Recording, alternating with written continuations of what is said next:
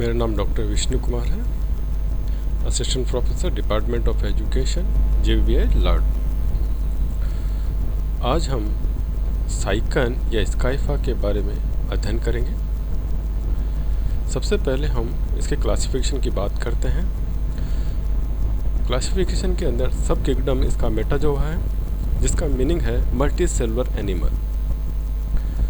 इसी प्रकार ब्रांच की बात करें तो पैराजोआ है, ऑर्गन व टिश्यू विकसित नहीं होते हैं इसमें। फाइलम पोरीफेरा है, जिसका मीनिंग है एसिमेट्रिकल स्थानबद्ध बहुकोशिकीय समुद्री पैराजोआ, जिनका दैहिक संगठन उस स्तरीय लेवल का होता है और इसके शरीर पर छोटे छोटे छिद्र होते हैं और जो अंतःकंकाल होता है स्पिकुल्स व स्पोंजिन फाइबर दोनों का बना होता है।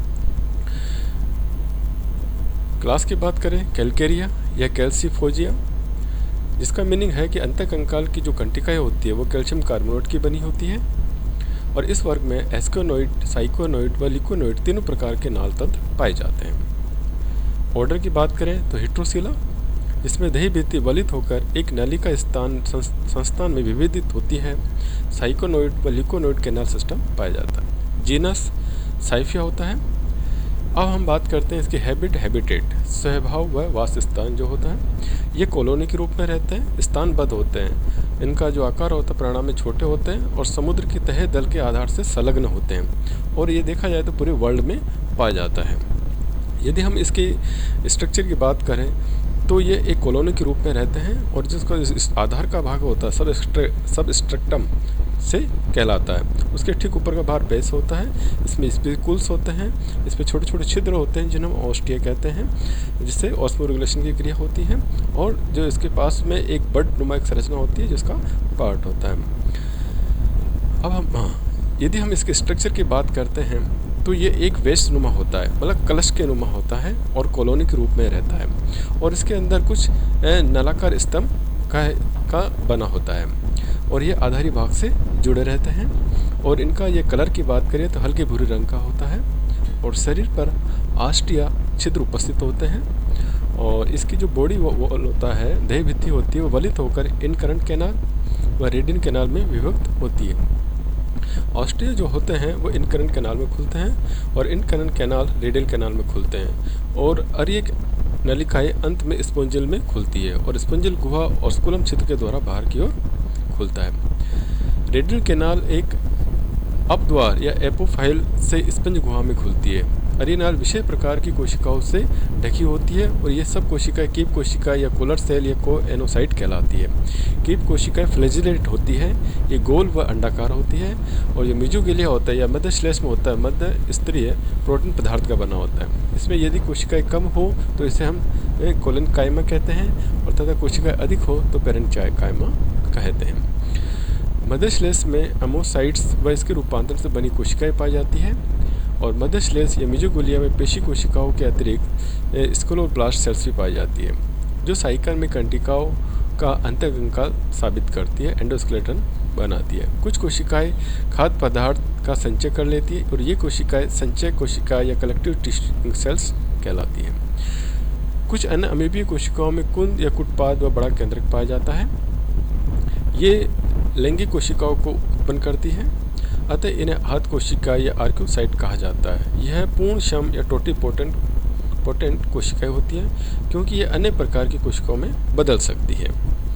यदि हम कैनाल सिस्टम की बात करें तो इसमें कैनाल सिस्टम साइकोनोइड कैनाल सिस्टम पाया जाता है और इसमें किसी प्रकार का इंटरनल परिसंचरण का द्रव नहीं पाया जाता है और नहीं इसमें कोई डाइजेशन सिस्टम मिलता है, पाचन तंत्र मिलता है। फूड रेस्पिरेशन व एक्सक्रीशन में सहायक के लिए जल पर निर्भर रहता है। जल इनके शरीर पर उपस्थित ऑस्टिया छिद्रों द्वारा प्रवेश करता है और अनेक मार्गों से गुजरता हुआ ऑस्कुलम के द्वारा बाहर निकल जाता है। ऑस्कुलम जो छिद्र होता है वो इसके बिल्कुल अपर पार्ट में होता है और ये समझ छिद्र व नाल जो जल मार्ग में पड़ते हैं कैनाल सिस्टम कहलाता है। साइकन के हम कैनाल सिस्टम की बात करें तो उसमें कुछ भाग पाए जाते हैं जो ऑस्टिया, जिससे पूर्व में अपने बात कर रही थी कि साइकन के पूरे शरीर पर छोटे छोटे रंध्र पाए जाते हैं जिन्हें हम ऑस्टिया कहते हैं, जिनके द्वारा जल शरीर के अंदर प्रवेश करता है, जिसका पार्ट है अंतर्वाही नाल या इनकरेंट कैनाल ओस्टिया क्षैतिज नालों में खुलते हैं और ये नालें शल कोशिकाएं पिनोसाइट्स की बनी होती है। यह नाल स्पंज गुहा में सीधे नहीं खुलती है। अरिये या कशाबी नाल radial flagellated canal in current canal के एकांतरण क्रम में रेडियल कैनाल पाई जाती है और यह बाहर की ओर न खुलकर अंदर की ओर खुलती है। इन करंट कैनाल व रेडियल कैनाल के बीच कुछ रंध्र पाए जाते हैं जिन्हें हम आगम द्वार या प्रोफोफाइल कहा जाता है। स्पंजोसिल स्पंज गुहा अरिये नाल अब द्वार से स्पंजोसिल में खुलती है। यह एक बड़ी गुहा है। इससे जल एक बड़े छिद्र ऑस्कुलम के माध्यम से शरीर से बाहर निकल जाता है। ऑस्कुलम के चारों ओर कुछ पेशी कोशिकाएं मायोसाइट्स पाई जाती है जो ऑस्कुलम का मुंह छोटा बड़ा कर सकती है। इस नाल तंत्र में निरंतर जल का प्रवाह बना रहता है। एक छोटी सी साइकन में कशावों के स्पंदन से 24 घंटे में अनुमानित 10 गैलन का पानी का प्रवाह होता है। साइकन का कंटकीय अंतकंकाल एंडोस्केलेटन साइकन का जो शरीर होता है वो कोमल होता है, वह अन्य स्पंजों की भांति अंतकंकाल के द्वारा सुरक्षित रहता है। साइकन का जो अंतकंकाल होता है असंख्य सूक्ष्म रूपी महीन एवं सूक्ष्म संयोजी इकाइयों अथवा कंटिकाओं का बना होता है। वह कैल्केरिया के अन्य सदस्यों की भांति कंटिकाएं कैल्शियम कार्बोनेट की बनी होती है। एक्टोडर्म व एंडोडर्म के मध्य में मिजुगिलिया नामक अकोशिकीय व काछा भी जलीय सदस्य पदार्थों से भरा रहता है। यदि हम टाइप्स ऑफ स्पिकुल्स की बात करें तो ये आकार और परिणाम के आधार पर कई प्रकार की होती है। मोनोएक्सोन स्पिकुल्स ये लंबी छड़नुमा संरचना होती है, इसमें एक अक्ष होता है प्राय, और ये 2 प्रकार की होती है। लार्ज मोनोएक्सोन स्पिकुल्स बड़े परिमाण की छड़ रूपी कंटिकाएं होती है जो प्राणी के ऑस्कुलम के चारों ओर एक चक्रीय में व्यवस्थित रहती है। स्मॉल मोनोएक्सोन स्पिकुल्स इन्हें ऑक्सीओड कंटिकाएं कहते हैं। इस चर्म कॉर्टेक्स में धसी होती है। त्रिअरीय या त्रिअक्षीय कंटिकाएं होती है। ट्राइक्सोन स्पिकुल्स इन त्रिअक्षीय कंटिकाओं के 3 अर होते हैं, इस कारण इसे त्रिअक्षीय कंटिकाएं कहते हैं। ये कशिविकाएं नालों पर उपस्थित होती है। टेट्राओक्सोन स्पिकुल्स इन कंटिकाओं में 4 अक्ष होते हैं, अतः इनमें 4 अर होते हैं। इन्हें चतुर्कर्णीय कंटिकाएं भी कहते हैं। कंटिकाओं का जो श्रावण होता है सिक्रेशन ऑफ स्पिकुल्स, कंटिकाओं का जो श्रावण होता है मिश्रण काय में उपस्थित विशिष्ट कोशिकाओं के द्वारा स्रावित होती है और इन कोशिकाओं में स्क्लोरोब्लास्ट कहते हैं। स्क्लोरोब्लास्ट का जो उद्गम होता है वो चर्म उपकला में होता है, किंतु फिर भी ये मिश्रण काय में स्थानांतरित हो जाती है। एकाक्ष कंटिका के निर्माण में केवल एक स्क्लोरोब्लास्ट भाग लेती है। ट्राइऑक्सोन स्पिकुल्स व ट्राइऑक्सोन स्पिकुल्स का निर्माण भी 3 स्क्लोरोब्लास्ट व 4 स्क्लोरोब्लास्ट के द्वारा होता है। अब न्यूट्रिशन की बात करें हम तो इसमें जो न्यूट्रिशन होता है वो होलोजोइक प्राणी संभोजी व सेप्रोजिक प्रकार का पाया जाता है। कशाबी नालों या अरी नालों में कोएनोसाइट के कशाभों के स्पंदन से जलधारा शरीर प्रवेश करती है और इसी जलधारा के साथ भोजन के छोटे कण साइकन का भोजन डाइटम बैक्टीरिया लघु प्रोटोजोआ आदि होते जो शरीर प्रवेश करते हैं और बड़े कण ओस्टिया के बाहर ही रह जाते हैं और उपयोगी कण कीप कोशिकाओं तक पहुँचते हैं। कीप कोशिकाओं में कार्बोहाइड्रेट्स प्रोटीज लाइपेज आदि एंजाइम पाए जाते हैं। खाद्य धानी का माध्यम पहले अम्लीय होता है और बाद में ये क्षारीय हो जाता है। यह आवश्यक नहीं होता है कि संपूर्ण पाचन क्रिया की कोशिकाओं में हो जाए। अनेक बार अर्धपचित भोजन को अमीबीय सेल्स ग्रहण कर लेती है तथा पाचन क्रिया पूर्ण करती है। यदि हम उत्सर्जन की बात करें तो साइकोन समुद्री जल का वासी होता है और इसमें कोशिकीय स्तर पर उत्सर्जन क्रिया होती है तथा नाइट्रोजन उत्पाद मुख्यतः जल में घुलनशील अमोनिया गैस होती है जो शरीर की सामान्य सतह द्वारा बाहर की ओर त्याग दी जाती है। डिफ्यूजन साइकन विस्तरण की बात करें तो साइकोन के अंदर जो ऑस्मोरेगुलेशन क्रिया होती है वो इस प्रकार से होती है जिस तरह डायग्राम में दिखाया गया है। साइकन में जो परिसंचरण की क्रिया विस्तरण विधि के द्वारा होती है। संघ पोरिफेरा के जंतु में विसरण विधि के द्वारा जल शरीर के अंदर प्रवेश करता है और जल जंतु के नाल तंत्र के द्वारा चक्कर लगाता रहता है और ऑस्कुलम नामक केंद्रीय छिद्र के द्वारा पुनः बाहर निकाल दिया जाता है। जलधारा के साथ जंतु की देह में ऑक्सीजन व पोषण पदार्थ प्रवेश करते रहते हैं और अनुपयोगी भोज्य पदार्थ उत्सर्जित पदार्थों से शरीर से बाहर निकाल दिए जाते हैं। इस प्रकार जलधारा व जल के सेल्स के बीच आदान प्रदान होता रहता है और ऑक्सीजन अधिक सांद्रता से कम सांद्रता की ओर गमन कर जल धाराओं से सेल से पहुंचकर जंतु की पोषण व श्वसन क्रियाओं में मदद करती है। इस प्रकार अमोनिया व कार्बन डाइऑक्साइड पदार्थ विसरण विधि द्वारा शरीर से बाहर निकल दिए जाते हैं। यदि हम रिप्रोडक्शन की बात करें तो साइकिल में रिप्रोडक्शन एसेक्सुअल व सेक्सुअल दोनों प्रकार का प्रजनन पाया जाता है। एसेक्सुअल रिप्रोडक्शन बडिंग रीजनरेशन के द्वारा होता है। फर्स्ट है बडिंग। साइकन में अलैंगिक जनन बडिंग विधि द्वारा होता है, मुकुलन विधि द्वारा होता है और वयस्क जंतु के आधार भाग से एक आउट या ग्रोथ उत्पन्न होती है जिसे हम मुकुलन कहते हैं या बडिंग कहते हैं, बड कहते हैं। और जो बड होती है वह कई विशिष्ट सेल का समूह होता है जिसकी सेल्स में विभाजन द्वारा मुकुलन वृद्धि करती है। निश्चित परिणाम होने के कारण इसके शीर्ष भाग में ऑस्कुलम रंध्र बन जाता है। पूर्ण वृद्धि मुकुल या तो वयस्क के आधार भाग से संलग्न रहता है या उससे पृथक होकर नए स्पंज के रूप में जीवन यापन करती है। रीजनरेशन।